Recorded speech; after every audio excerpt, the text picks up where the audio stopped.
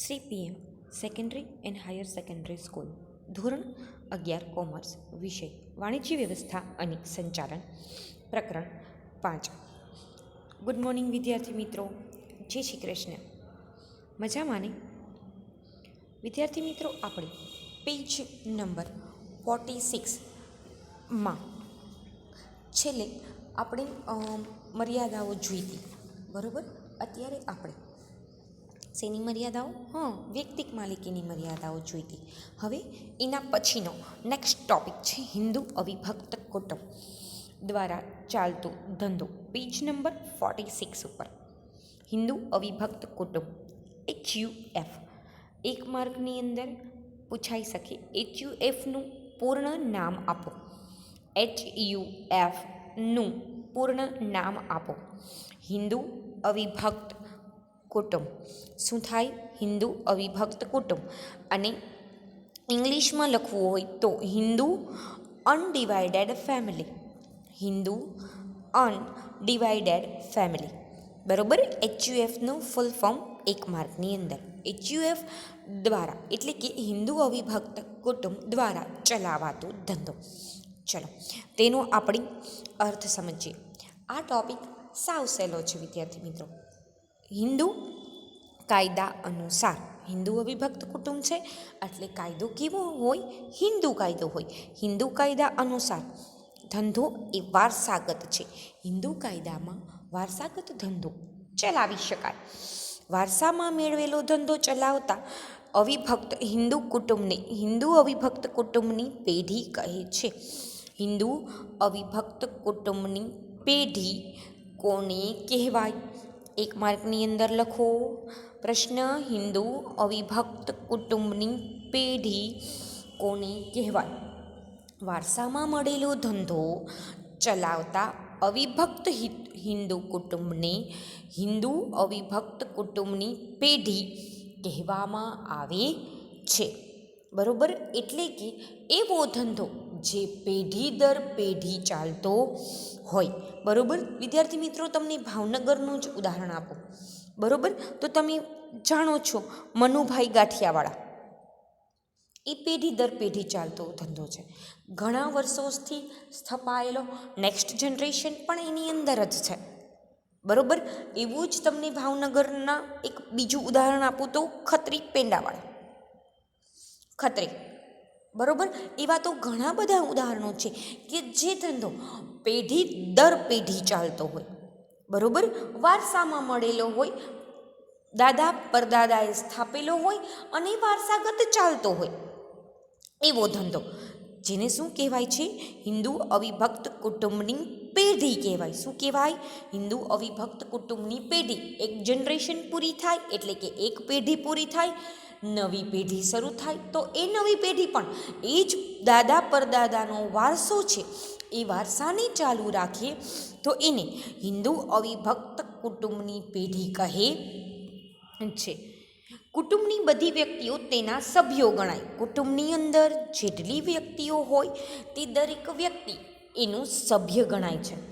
હવે તમે એમ માનો કે એ કુટુંબના પારણામાં ઝૂલતો દીકરો હજી એ ઘોડિયામાં સૂવે છે, છતાંય એ પણ એ ધંધાની વારસા માટે હકદાર છે.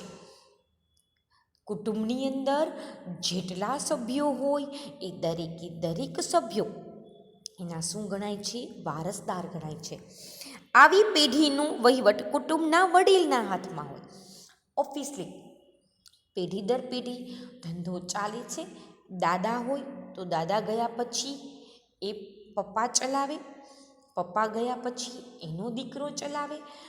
ટૂંકમાં ઘરની જે વડીલ વ્યક્તિ હોય, જે મોટી વ્યક્તિ હોય, જે એ બોજો સંભાળી શકે એવી હોય, એવી વડીલ વ્યક્તિના હાથમાં પેઢીનો વહીવટ હોય છે, જેને કર્તા કહે છે. શું કહેવાય? કર્તા.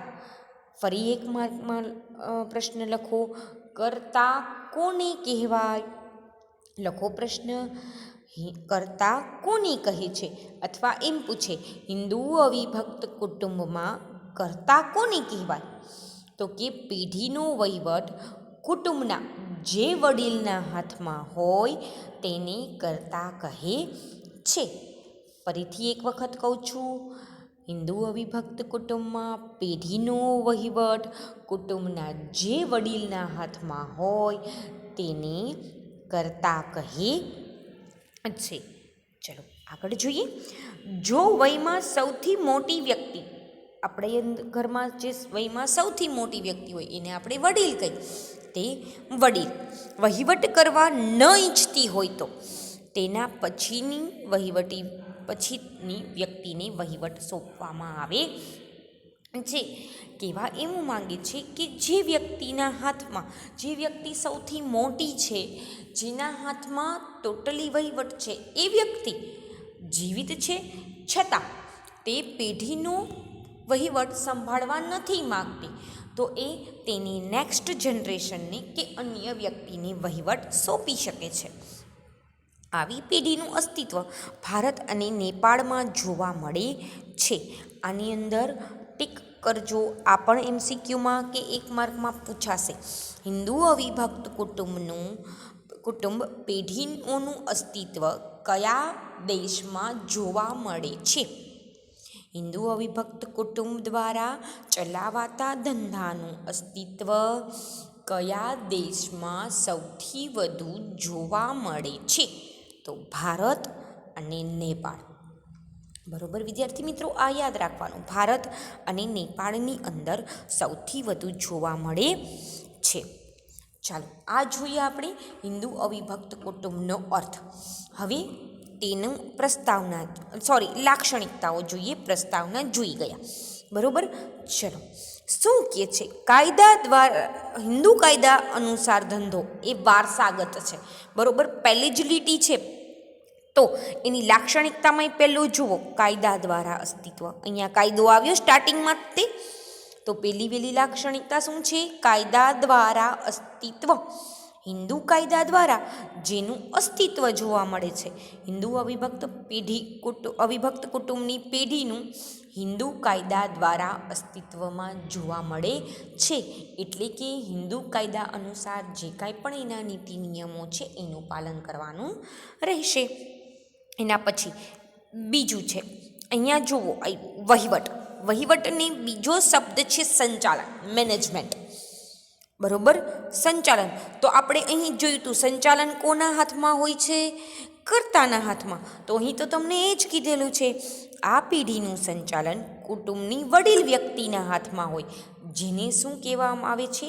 કર્તાના નામથી ઓળખવામાં આવે છે, બરોબર. આ બંને લાક્ષણિકતાઓ આપણે પ્રસ્તાવનામાં જોઈએ જ ગયા. પહેલી લાક્ષણિકતા શું છે? કાયદા દ્વારા અસ્તિત્વ. બીજી લાક્ષણિકતા શું છે? સંચાલન, બરોબર. ચલો આગળ જોઈએ. ત્રીજી લાક્ષણિકતા સ્વતંત્ર કાર્યક્ષેત્ર.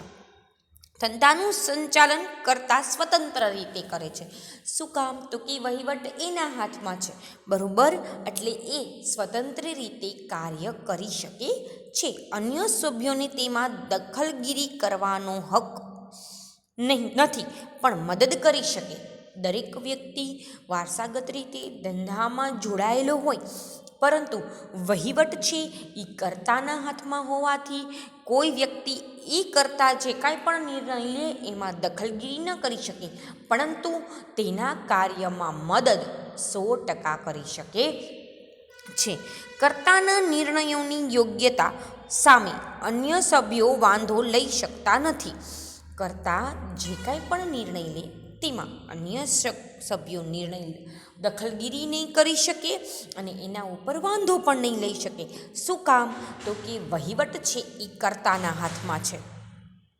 આનું સાદું સિમ્પલ ઉદાહરણ આપું વિદ્યાર્થી મિત્રો, કે આપણા ફાધર છે, બરોબર. એ જે કાંઈ પણ નિર્ણય લે ને એ નિર્ણયમાં આપણે દખલગીરી નથી કરતા કે વાંધો પણ નથી ઉઠાવતા, પણ હા આપણે સજેશન કરી શકીએ કે પપ્પા તમે જે આ ડિસિઝન લીધું છે એના કરતાં તમે આ ડિસિઝન લ્યો. ફોર એક્ઝામ્પલ, પપ્પા એમ કહેતા હોય કે મને દિવાળીનું બોનસ આવ્યું છે, એમાંથી આપણે સોનીનું ટીવી લઈ આવીએ. પપ્પાના પૈસા છે, પપ્પા વહીવટ કરશે, બરોબર. પરંતુ આપણે એને એમ ન કહી શકીએ કે પપ્પા સોનીનું ટીવી નથી જ લેવાનું, બરાબર, કે ટીવી નથી લેવું, આપણે સોનીની સિસ્ટમ્સ લઈ આવીએ, બરાબર, મ્યુઝિક સિસ્ટમ લઈ આવીએ. આપણે નથી વાંધો ઉઠાવવાનો, નથી દખલગીરી કરવાની, પણ હા પપ્પાને આપણે એ કહી શકીએ, એક સજેશન આપી શકીએ કે પપ્પા તમે સોનીનું ટીવી લેવાનું કહો છો, એ તો ઘણું બધું મોંઘું આવે છે, એના કરતાં અત્યારે રિયલમીના ટીવી આવ્યા છે, સસ્તા છે, સારા છે, સોની જે ફીચર્સ આપે છે એ દરેક ફીચર્સ એ આપે છે, તો આટલા બધા પૈસા આમાં ન નખાય, આ લ્યો તો વધુ સારું. તમે સજેશન કરી શકો, પણ એના નિર્ણયમાં દખલગીરી પણ ન કરી શકો અને એના નિર્ણય સામે તમે વાંધો પણ ન ઉઠાવી શકો. ખાલી નિર્ણય તમે સાંભળી અને સજેશન આપી શકો છો. ઓકે, ચાલો એના પછી સભ્યપદ. આપણે પહેલાં જ જોયું હતું, હિન્દુ ભક્ત કુટુંબની અંદર જેટલા કુટુંબમાં સભ્યો હશે તે દરેક એનો સભ્ય ગણાશે. અને ત્યારે જ મેં કીધું હતું કે પારણાની અંદર 2 દિવસ કે 6 મહિનાનું બાળક પારણામાં ઝૂલતું હશે એ પણ એનું સભ્ય ગણાશે. એ જ અહીં કીધું છે. જુઓ, હિન્દુ અવિભક્ત કુટુંબની પેઢીમાં સભ્યપદ જન્મગત છે, એટલે કે એ કુટુંબમાં જેટલા બાળકો જન્મ લેશે તે તેના સભ્ય ગણાશે. કુટુંબમાં જન્મ લેનાર બાળકને જન્મતા સાથે જ સભ્યપદ મળે છે. મેં શું કીધું? બાળકનો જન્મ થાય એ 5 દિનનું હોય, 6 દિવસનું હોય, 2 દિવસનું હોય કે 1 દિવસનું હોય, દરેક કુટુંબની અંદર જન્મ લેનાર દરેક બાળક છે તે તેનું સભ્ય ગણાશે. ચાલો એનાથી પછીનો છે નાણાકીય નિયંત્રણ. બરાબર, ધંધાની તમામ નાણાકીય બાબતો કર્તાના હસ્તક હોવાથી પેઢી ઉપર કર્તાનું નાણાકીય નિયંત્રણ રહે છે. સંયુક્ત મિલકતોની જાળવણી કરવાનું કાર્ય પણ કર્તા કરે છે. કહેવા શું માગે છે? દરેકે દરેક નિર્ણય, દરેકે દરેક બાબત હાથમાં કોનો? કર્તા. હસ્તક એટલે હાથમાં હો, બરોબર.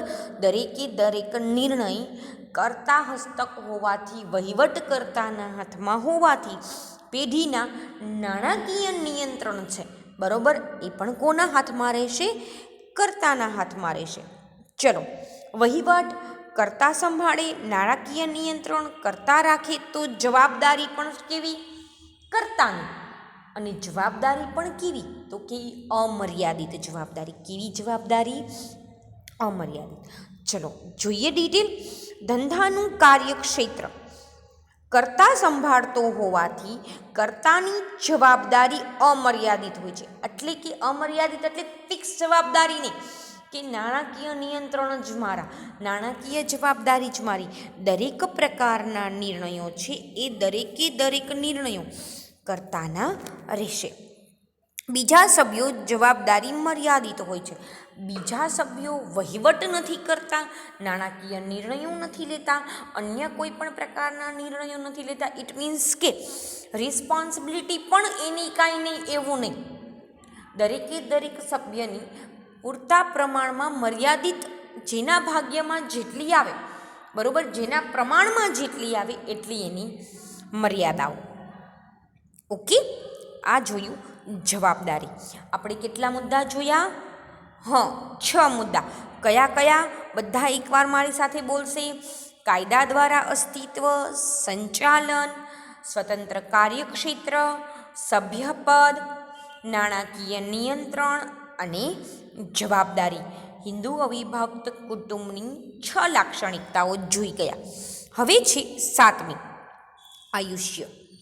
ચાલો હવે વિદ્યાર્થી મિત્રો, એ તો સમજમાં આવે. આપણે અગાઉ પણ પ્રસ્તાવનાની અર્થમાં જોઈ ગયા કે કુટુંબના એક સભ્ય હોય, બરાબર, એનું મૃત્યુ થાય તો પણ વારસાગત ચાલતો ધંધો છે, પેઢી દર પેઢી ચાલશે, બરાબર. કોઈ પણ કુટુંબની અંદર સપોઝ દાદા એક્સપાયર થઈ ગયા હોય તો એના પછીનો ધંધો એનો દીકરો સંભાળશે. 2 દીકરાઓ હોય તો સૌથી મોટો દીકરો હશે એ વહીવટનું કાર્ય કરશે, નાનો દીકરો એને મદદ કરશે. મોટા દીકરો એક્સપાયર થઈ જાય તો નાનો દીકરો હશે એ બધો વહીવટ સંભાળશે. ઓકે, ચાલો જોઈએ. કર્તા કે કુટુંબના અન્ય સભ્યના મૃત્યુ બાદ પણ ધંધો કેવો રહે છે? ચાલો, જો કર્તાનું મૃત્યુ થાય તો તેના પછી વડીલ વ્યક્તિના શું છે, વયથી વડીલ વ્યક્તિ કર્તા બને છે. એટલે કે મોટી વ્યક્તિ જે હશે એ ધંધો આગળ ચલાવશે. બરોબર, મૃત્યુ થાય તો ધંધો અટકાવવાનો નથી, એની નેક્સ્ટ જનરેશન હશે તે ધંધો ચલાવશે. એના પછીનું છે મૂડી મેળવવાની મુશ્કેલી. ચલો, મૂડી મેળવવાની મુશ્કેલી કેવી રીતના? તો કે પેઢી દર પેઢી ચાલતો ધંધો છે. બરોબર, એટલે ધંધાની સફળ ક્યારે થાય? તો કે એક તો પૂરતા પ્રમાણમાં મૂડી હોય તો, અને બીજું જે વ્યક્તિ વહીવટ કરે છે એ વહીવટ વ્યવસ્થિત રીતના કરતું હોય તો. બરોબર, આ બે છે જેના લીધે ધંધો વ્યવસ્થિત રીતના કાર્યરત રહે. બરોબર, તો જો વ્યક્તિનો આધાર, ધંધાની સફળતાનો આધાર કર્તાની કાર્યક્ષમતા ઉપર રહેલો છે, એટલે કે વ્યક્તિ છે જેના હાથમાં જવાબદારી આવી છે, વહીવટનું કાર્ય કરે છે, એ વ્યક્તિ સારી રીતે પોતાની જવાબદારી નિભાવશે, વહીવટ વ્યવસ્થિત રીતના કરશે તો ધંધાને શું મળશે? સફળતા મળશે. મૂડી મેળવવા માટે કુટુંબના સભ્યો ઉપર જ આધાર રાખવો પડે છે, તેથી વધુ મૂડી મેળવવી મુશ્કેલ બને છે. શું કરવું પડે? તો કે કુટુંબના સભ્યો છે એ સભ્યો ઉપર જ આધાર રાખવો પડે છે. બરોબર, ત્યારે શું કામ? તો કે આખી જનરેશન છે એ એક જ ધંધાની અંદર જોડાયેલી છે.